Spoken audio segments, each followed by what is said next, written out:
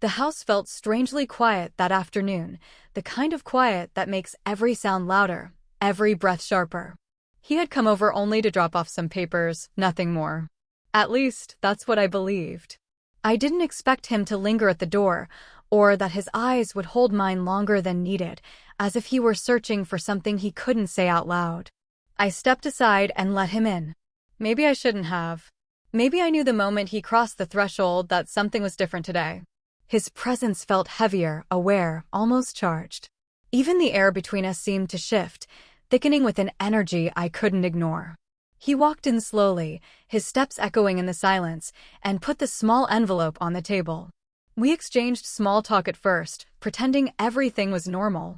But nothing felt normal. Not the way he looked around the house as if remembering something, not the way he glanced at me when he thought I wasn't paying attention. I tried to distract myself by making tea, but the kettle's whistle cut through the stillness, making me jump. He noticed. His voice was low when he said, "You seem tense today." I didn't respond. The truth was, I didn't know how to. Because something in his tone sent a shiver down my spine, something too aware, too close, too knowing. A moment later, the power blinked off.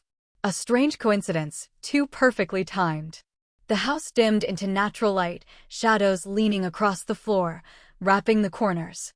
The sudden darkness made everything feel smaller, closer, more intimate than it should have been. The silence returned, but this time it was different. Heavy. Expectant. I turned toward the hallway to check the fuse, but the floor was wet. A leak somewhere. Just great. Water pooled near the bathroom door. He noticed immediately. "Let me check it," he said, already walking ahead before I could refuse. I followed him, trying to keep things neutral, steady, calm. But the closer we got to the bathroom, the more the tension seemed to breathe between us. Inside, a small pipe under the sink was dripping steadily, creating the puddle. He crouched down, rolling his sleeves, revealing strong, defined arms. I tried not to stare, but my eyes betrayed me for a second too long. The bathroom was small. Too small. When I stepped inside to hand him a towel, the door swung halfway closed behind me. The space tightened. Our reflections stood side by side in the mirror, almost touching, but not quite. His eyes lifted, catching mine in the glass. Something in that reflection made my breath hitch. He reached for the towel, and our fingers brushed. A spark. A pause. A silence that was no longer innocent. I should have stepped back. I should have left. But something held me there, something dangerous, something unspoken, something neither of us had the courage to name. He looked up at me, really looked, as if trying to understand why I hadn't moved away.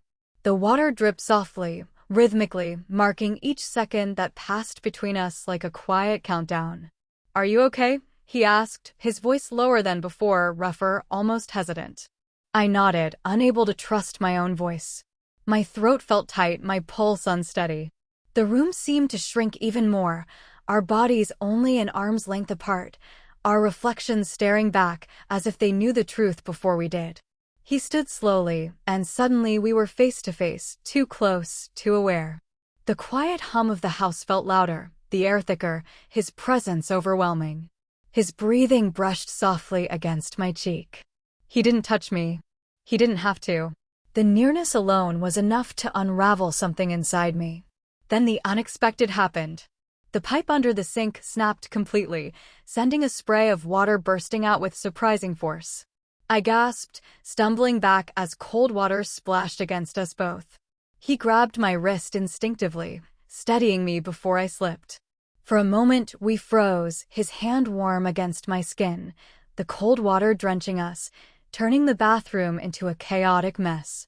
The shock of it broke the silence, but increased the intensity instead of decreasing it. He tried to block the water with his hand while reaching for the valve. "Hold this," he said quickly, guiding my hand to a spot near the pipe. His fingers lingered just a moment too long, steady, warm, grounding. I knelt beside him, both of us soaked, knees touching, shoulders brushing. The rush of water, the tight space, the sudden closeness, everything blurred together into a moment neither of us had expected, a moment that made my heart race in a way I couldn't control. After a struggle, He managed to turn off the valve. The water stopped. But the silence that followed was louder than the chaos had been. We sat there dripping, catching our breaths. His shirt clung to him, outlining his shape. My hair stuck to my face. We looked like two people who had lived through something intense together, something bonding, something undeniable. He exhaled slowly, his eyes tracing my face with an expression I couldn't decipher. Gratitude? Concern? Something deeper? You're shivering, he said softly. I'm fine, I whispered, even though I wasn't sure. He reached for a towel and gently placed it around my shoulders. His touch was careful, respectful, but there was an emotion behind it, something fragile, complicated, and way too powerful for either of us to ignore. For a long moment, neither of us spoke. The steam from the hot water on the floor rose around us, blurring the mirror, softening the edges of the room. It felt like we were suspended in a moment that didn't belong to reality, something fragile, dangerous, unforgettable. Finally, he stood and offered me his hand. I hesitated only a second before taking it. His fingers curled around mine, steady and warm. When I rose, we stood close again, too close. The unspoken truth between us felt heavier than ever. We should clean this up, I said quietly, trying to break the moment. Yeah, he answered, but he didn't step back. Not right away. The tension didn't disappear.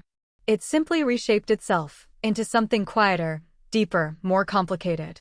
And even hours later, when the water was gone, when he had already left, when the house had returned to its silence, the moment in that bathroom stayed with me, undeniable, unforgettable, impossible to erase. It was just the two of us. And what happened, even if nothing crossed the line, was enough to change everything inside my mind.